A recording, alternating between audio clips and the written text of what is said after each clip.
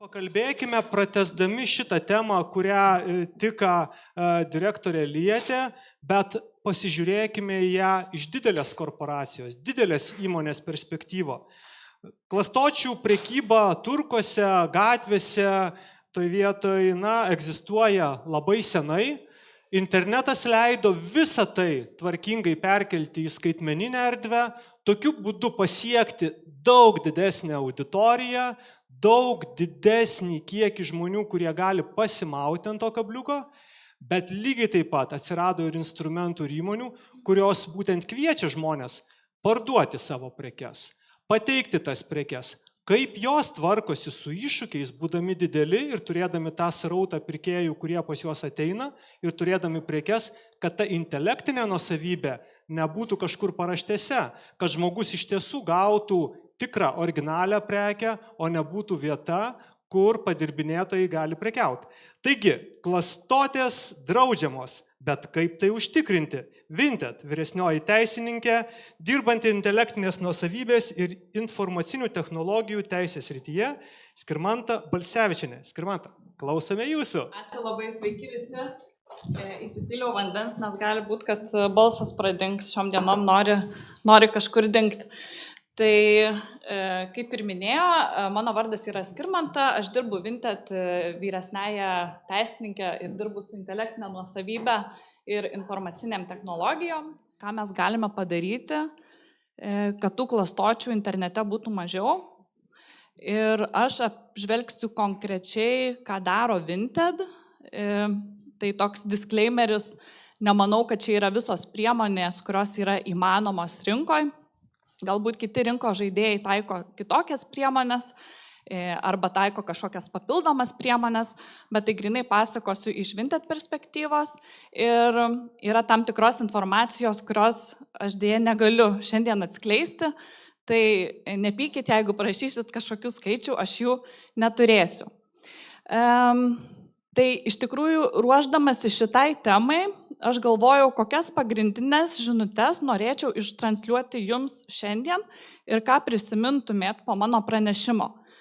Tai viena tokia žinutė, kad kalbant apie klastočių prekybą, technologijos dėja vis dar vejasi žmogų, nes sukčiai jie yra tokie gudrus ir tokie sumanus, kad vos tik mes perkandame jų elgesį ir strategijas, kaip jie sukčiauja, įdiegiame tam tikras priemonės, užkardydami tą jų elgesį.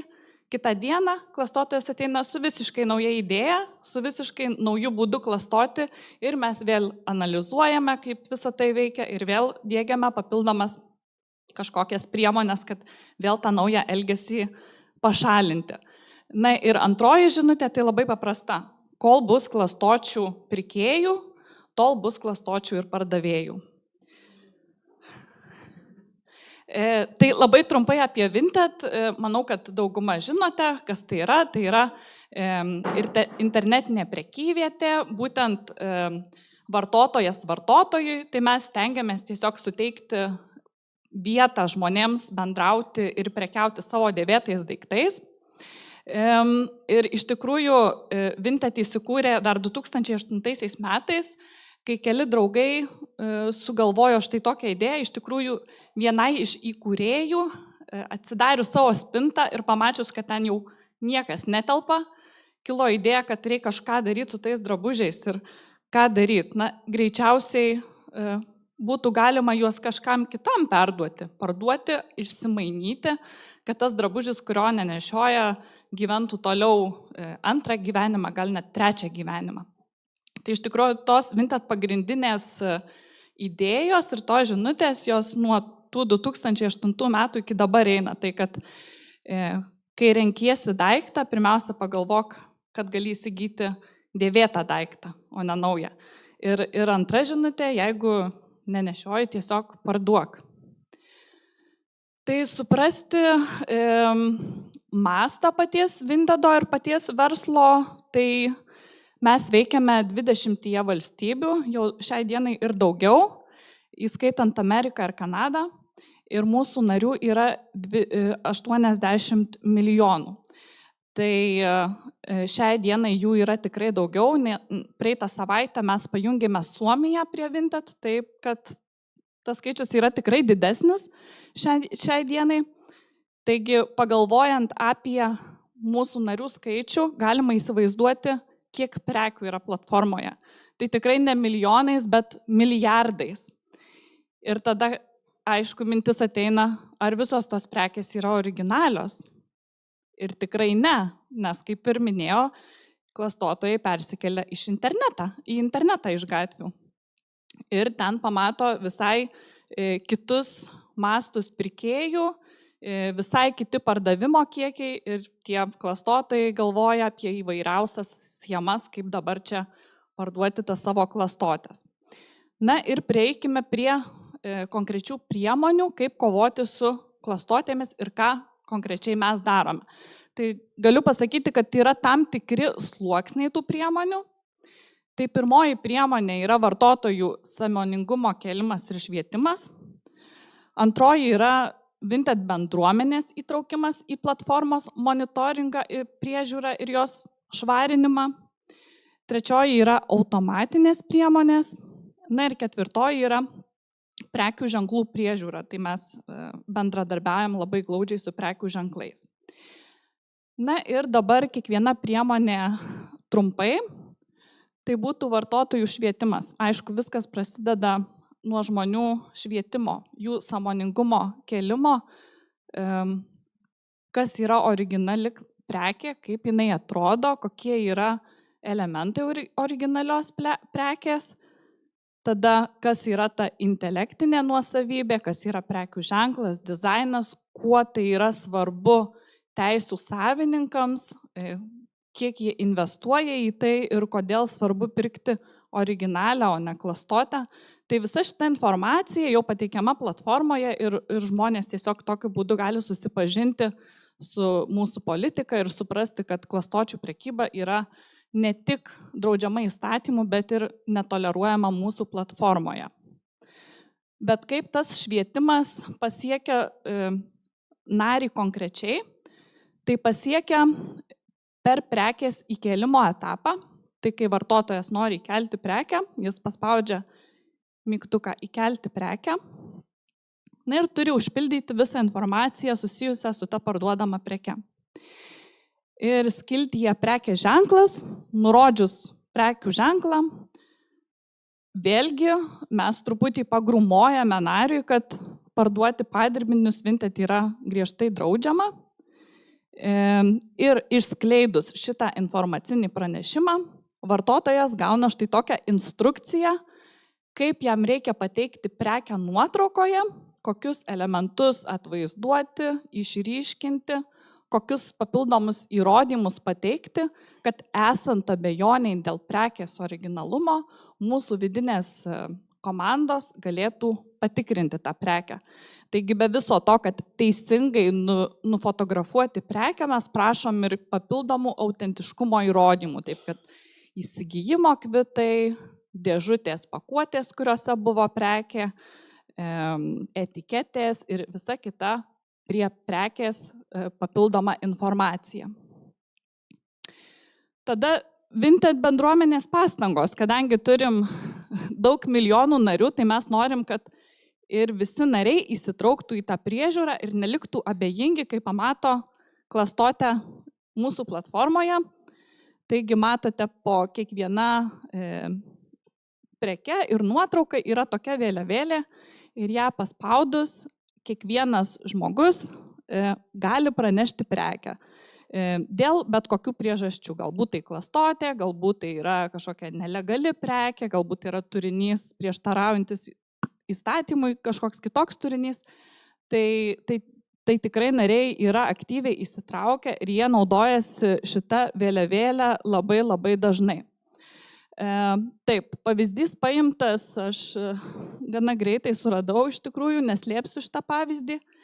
Ir tada, kaip jau suprasti, kada ta prekė yra klastotė ir jau čia kituose pranešimuose gavom tokios informacijos ir tų indikacijų, kada mes galim suprasti, kad prekė yra klastotė, tai gal jau ir nuskambėjo tokia frazė too good to be true, bet iš tikrųjų Dior tašė už beveik 42 eurus, nauja tašė, nežinau, čia stebuklas įvyko ar ne stebuklas, bet jeigu išsiverstumėte dar prekės aprašymą, pardavėjas sako, kad prekė yra nauja, dėje neturiu nei dėžės, nei kvitų, nieko neturiu, bet jinai yra tikrai labai labai gera. Tai va, tai aš paspaudžiau tą vėliavėlę, aš pranešiau apie šitą prekę, tai va tie pagrindiniai indikatoriai yra dažniausiai, kaina yra tikrai pagrindinis indikatorius, nes prekė, kuri kainuoja 3000 eurų, jinai paprasčiausiai negali kainuoti 42 eurų. Logotipas, vėlgi, įsižiūrėkime, išsiuvinėjimai nekokybiški, tarpai tarp raidžių skirtingi, dydžiai raidžių gali būti irgi skirtingi. Tada žiūrim, labai svarbu ir pardavėjo profilis, nes dažnai tokie pardavėjai, jie arba vien tik tokias prekes pardavinėja labai pigiai prabangias prekes, arba turi va tokią vieną prekę, neturi nei vieno atsiliepimo, nei vieno praeities sandorio.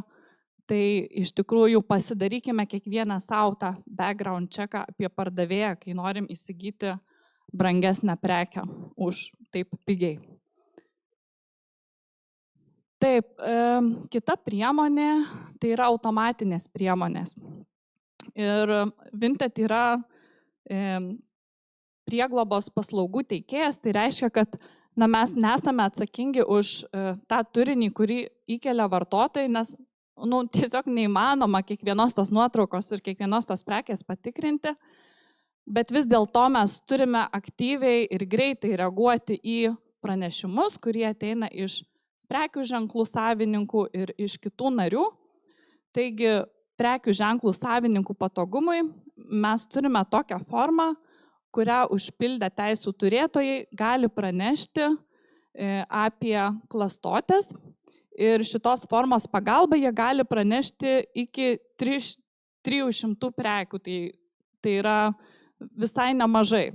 Tai prekių ženklai tikrai naudojasi šitą formą ir mums labai labai palengvina gyvenimą, nes ta forma nueina tiesiogiai mūsų atsakingai komandai ir ta komanda gali greitai nuimti visas raportuotas prekes. Apie automatinės priemonės ir konkrečias jų rūšis. Tai turime vaizdo atpažinimo priemonę, kai įrankis automatiškai atpažįsta, kada nuotrauka yra pasiskolinta iš interneto. Tai įrankis užfiksuoja tokią nuotrauką ir ta prekė yra automatiškai išimama iš platformos. Tada automatinės priemonės veikia ir pagal raktinius žodžius.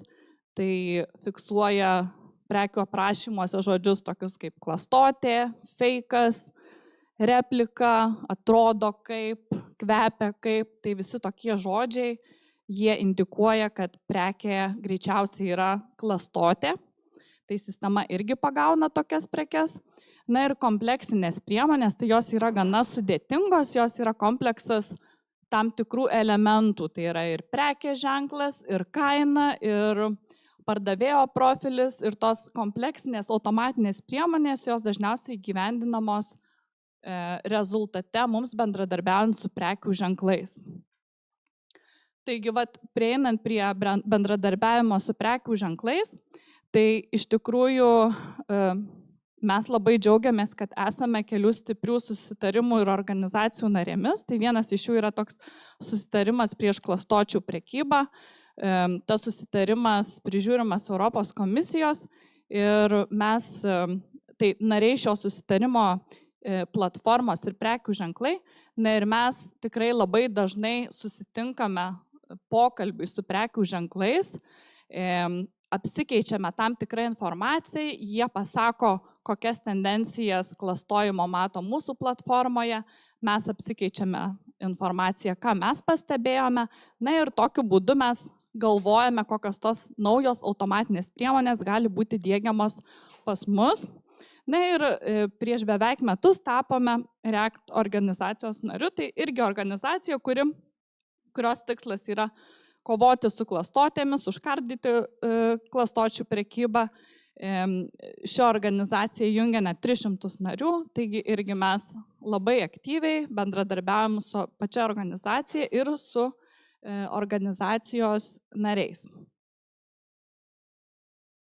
Taigi, paskutinis etapas, kai gauname pranešimą, jog prekė galimai yra klastotė, ką mes darome ir kaip viskas vyksta toliau, tai mes pašaliname daiktą, tada mes identifikuojame pardavėją, taigi pasižiūrime pardavėjo profilį ir jo pardavimų istoriją, kaip viskas vyko praeityje.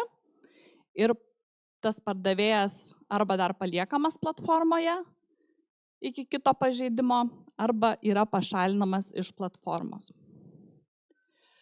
Tai tokie pagrindiniai metodai, ką mes darome, Vinted siekiant kovoti su klastočių prekyba.